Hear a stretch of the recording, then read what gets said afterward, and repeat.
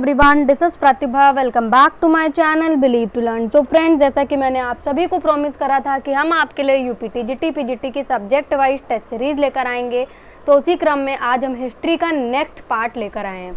इससे पहले मैंने हिस्ट्री के 2 प्रीवियस ईयर क्वेश्चन पेपर आपको सॉल्व करवाए हैं और उसके अलावा हमने 5 मॉडल टेस्ट पेपर भी आपको कराए। अगर आपने वो नहीं देखे तो आपको डिस्क्रिप्शन में इसकी प्लेलिस्ट का लिंक मिल जाएगा, आप वहां जाकर उसको ज़रूर देख लें। और आज से अब हम 25-25 क्वेश्चन की सीरीज़ शुरू करेंगे ताकि रोज़ आपकी जो ये सीरीज़ है वो आ सकें। तो चलिए शुरू करते हैं। आप ज़रूर बताइएगा कि आपके 25 में से कितने क्वेश्चन सही हुए। तो आज का पहला क्वेश्चन है आपका, आप देख सकते हैं स्क्रीन पर, भूमि अनुदान पत्रों की भाषा है क्या है? प्राकृत, संस्कृत, तमिल, तेलुगु। केवल एक और 2, 3 और 4, 1, 2, 3, 4। तो इसका सही आंसर आपको देना है। तो 1 का सही आंसर आपका होगा डी, 1, 2, 3, 4। ये चारों ही भूमि अनुदान पत्रों की जो भाषा हैं। आगे बात करेंगे क्वेश्चन नंबर 2 की। बहुत अच्छे क्वेश्चंस हैं, बहुत अच्छे लेवल के क्वेश्चन हैं और मॉडल टेस्ट सीरीज का क्या इंपॉर्टेंस है वो मैंने आपको अपने प्रीवियस वीडियो में भी बताया है। देखिए, निम्नलिखित में कौन सा सुमेलित नहीं है? अशोक बराबर गुहालेख, दशरथ नागार्जुनीय गुहालेख, आपका सातवाहन नासिक गुहालेख और कारकोट कार्ले गुहालेख। तो इसमें आपको बताना है कि कौन सा सुमेलित नहीं है। तो इसका सही आंसर होगा आपका डी, कारकोट कार्ले गुहालेख। ठीक है, ये इसका करेक्ट आंसर होगा। आगे बात करेंगे क्वेश्चन नंबर 3 की। आपकी स्क्रीन पर है, देख सकते हैं आप। सर्वाधिक स्वर्ण सिक्के जारी हुए मौर्य काल में, आपका शुंग काल में, गुप्त काल में या कुषाण काल में? तो 3 का सही आंसर होगा आपका गुप्त काल में। गुप्त काल में सर्वाधिक स्वर्ण सिक्के जो हैं वो जारी हुए। स्वर्ण सिक्कों की बात हो रही है। आगे बात करेंगे क्वेश्चन नंबर 4 की। क्वेश्चन नंबर 4 आप देख लेते हैं और कुछ प्रश्न विवादित हो सकते हैं। तो अगर आपको लगता है कि इसका आंसर कुछ और होना चाहिए तो आप कमेंट में हमें लिख दीजिएगा। हम उस पर थोड़ा एनालिसिस करके अगर हमें लगेगा कि आपकी बात सही है तो हम कमेंट को अपडेट कर देंगे। ठीक है, निम्नलिखित में कौन सा कथन सही है? आपका दक्षिण भारत की वास्तुकला शैली नागर शैली के नाम से जानी जाती है। उत्तर भारत की वास्तुकला शैली द्रविड़ शैली के नाम से जानी जाती है। दक्षिणापथ के मंदिरों में नागर और द्रविड़ हैं वो दोनों शैलियों का संयुक्त प्रभाव जिसमें है उसे बेसर शैली कहते हैं। और वास्तुकला की शैली के विभाजन का कोई आधार नहीं है। तो आपको इसका सही आंसर देना है। तो 4th का सही आंसर आपका सी होगा। दक्षिणापथ के मंदिरों में नागर और द्रविड़ दोनों शैलियों का संयुक्त प्रभाव जिसमें है उसे हम बेसर शैली कहते हैं। ये कथन सही है। ठीक है, आगे बात करेंगे। बड़े ही अच्छे लेवल के प्रश्न हैं क्योंकि प्रीवियस ईयर क्वेश्चन पेपर आपको सभी सॉल्व कराएंगे, लेकिन मॉडल टेस्ट सीरीज इतनी इंपॉर्टेंट होती है क्योंकि उसमें किस टॉपिक से किस तरीके के क्वेश्चन बन सकते हैं, क्योंकि दिन पर दिन आयोग जो है अपने क्वेश्चंस का लेवल हार्ड करता जा रहा है क्योंकि नंबर ऑफ एप्लीकेशन जो हैं वो बढ़ते जा रहे हैं। ठीक है, नेक्स्ट है क्वेश्चन नंबर 5, देख लेते हैं। प्रागैतिहासिक कालीन मानव के संबंध में सर्वाधिक उपयुक्त तथ्य है? वह अग्नि का आविष्कारक था, वह प्रस्तर उपकरण बनाता था, वह लेखन विद्या से अपरिचित था, वह भोजन संग्राहक था।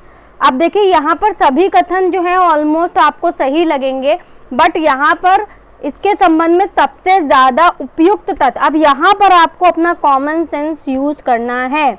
जल्दी से बताइए।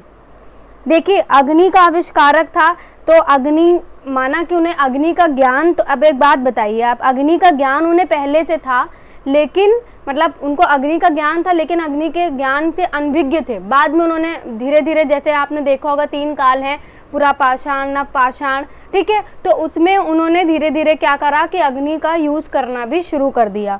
तो अब अग्नि ऐसा तो नहीं कि उन्होंने बनाई, आविष्कार एक तरीके से ये इसके लिए उपयुक्त कथन नहीं होगा।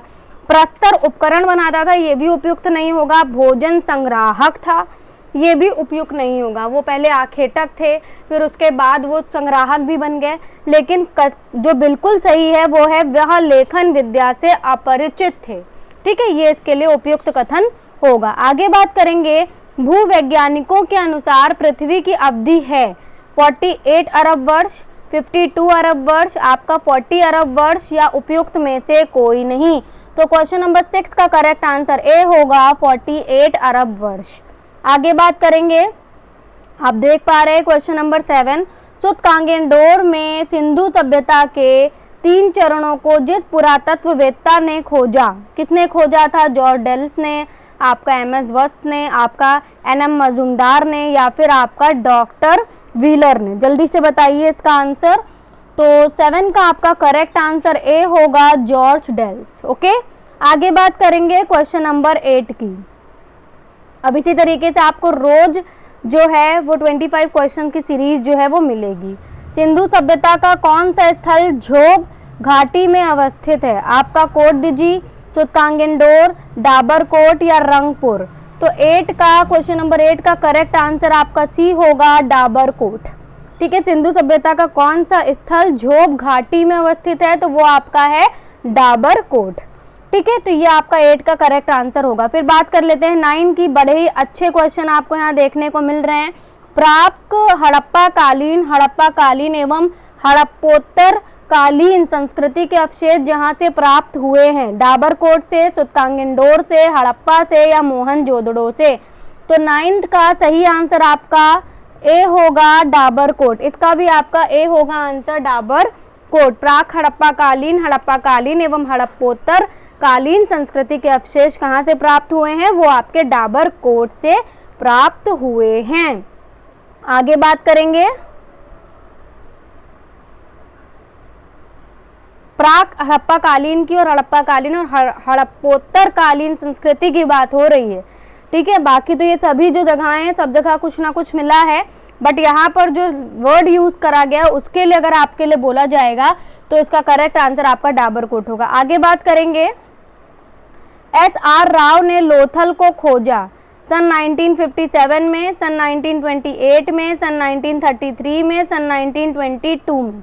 अच्छा, कभी कभी क्या होता है कि किसी क्वेश्चन में नहीं शब्द का प्रयोग नहीं किया जाता है और तीनों ही आंसर क्या होते हैं, आपके लगता है कि बिल्कुल सही है, बस एक ही आंसर जो है वो गलत है। ठीक है, तो आपको उस गलत वाले को ही चुनना है, क्योंकि सीधी सी बात है तीनों तो आप सेलेक्ट नहीं कर सकते, और यहाँ पर हो सकता है कि तीनों जब नहीं सही हो सकते तो ये पहला ही वाला जो होगा आपका सही होगा। तो कुछ लॉजिक लगाकर भी आपको MCQ सॉल्व करने हैं। ठीक है, क्योंकि आपको पता है कि कभी कभी 5 से 6 क्वेश्चन इस तरीके से आ जाते हैं एग्जाम में आपको कंफ्यूज करने के लिए, या फिर विवादित हो जाते हैं बाद में वो। देखिए, SR राव ने लोथल को खोजा सन 1957 में, सन 1928 में, सन 1933 में, सन 1922 में। तो 10 का आपका सही आंसर होगा सन 1957 में। आगे बात करेंगे, चंद्रगुप्त प्रथम ने अपना वैवाहिक संबंध स्थापित किया लिच्छवियों से, आपका इक्ष्वाकु से, आपका मौखरी वंश से या नाग वंश से? तो आपका 11 का करेक्ट आंसर होगा लिच्छवियों से। ठीक है, आगे बात करेंगे हम क्वेश्चन नंबर 12 की। सर्वप्रथम चांदी के सिक्के प्रचलन में लाने का श्रेय प्राप्त है चंद्रगुप्त द्वितीय को, प्रथम को, समुद्रगुप्त को या श्रीगुप्त को? तो आपका क्वेश्चन नंबर 12 का करेक्ट आंसर होगा चंद्रगुप्त द्वितीय को। ठीक है, इनको सबसे पहले चांदी के सिक्के को प्रचलन में लाने का जो श्रेय है वो प्राप्त है। आगे बात करेंगे क्वेश्चन नंबर 13 की। आर्यों की सबसे छोटी प्रशासनिक इकाई थी कुटुंब, समाज, कबीला और आपका ग्राम। तो 13 का आपका सही उत्तर होगा, 13 का आर्यों की बात हो रही है तो 13 का आपका सही उत्तर ए होगा कुटुंब। ठीक है, आर्यों की सबसे छोटी प्रशासनिक इकाई कुटुंब आप बोलेंगे। उसके बाद है कुलप है आर्य कबीलों का प्रधान, सेनाध्यक्ष, आर्य परिवारों का प्रधान और इनमें से कोई नहीं। तो 14 का सही आंसर आपका सी होगा आर्य परिवारों का प्रधान। ठीक है, फिर क्या है, राष्ट्र की अवधारणा स्थापित हुई उत्तर वैदिक काल में, पूर्व वैदिक काल में, उत्तर वैदिक काल की समाप्ति पर या फिर उपयुक्त में से कोई नहीं। तो 15 का करेक्ट आंसर आपका ए होगा उत्तर वैदिक काल में। आगे बात करेंगे, राजा का निर्वाचन करती थी, कौन करती थी? सभा, आपका सभा, समिति या जनसभा? तो 16 का करेक्ट आंसर आपका होगा सी, समिति। उसके बाद 17 है, बुद्ध द्वारा प्रतिपादित बोध्यंग की संख्या है 10, 6, 7, 15। तो आपका 17 का सही आंसर होगा सी, 7। 17 का सही आंसर होगा सी, 7। आगे बात करेंगे, आगे बात कर लेते हैं क्वेश्चन नंबर 18 की, कौन सा बुद्ध के त्रिरत्न में नहीं आता? आपका ज्ञान, बुद्ध, धर्म और संघ। तो 18 का करेक्ट आंसर आपका ए होगा, ज्ञान, क्योंकि बुद्ध, धर्म और संघ जो है वो बुद्ध के त्रिरत्न में आते हैं। आगे बात करेंगे क्वेश्चन नंबर 19 की, बौद्ध संघ में जिसका प्रवेश वर्जित नहीं था। 15 वर्ष से कम आयु के बालक, आपका चोर, डाकू व हत्यारे, ऋणी व्यक्ति, रोगी, राजा के सेवक एवं दास और स्त्रियां एवं गृहस्थ पुरुष। अब यहाँ पर पूछा गया है किसका प्रवेश वर्जित नहीं था। भाई सीधी सी बात है कि 15 वर्ष से कम आयु के बालक का नहीं था, चोर, डाकू व हत्यारे का नहीं था, जो ऋणी व्यक्ति है, रोगी है, राजा के सेवक और दास हैं तो उनका भी नहीं था। तो 19 का करेक्ट आंसर आपका डी होगा, स्त्री एवं गृहस्थ पुरुष। फिर बात करेंगे प्रवज्या से तात्पर्य है संघ में प्रवेश करना, सुरा सुंदरी का पान करना, आपका भक्ति करना या पुस्तकें लिखना। तो आपका 20 का करेक्ट आंसर ए होगा, संघ में प्रवेश करना। आगे बात करेंगे क्वेश्चन नंबर 21 की।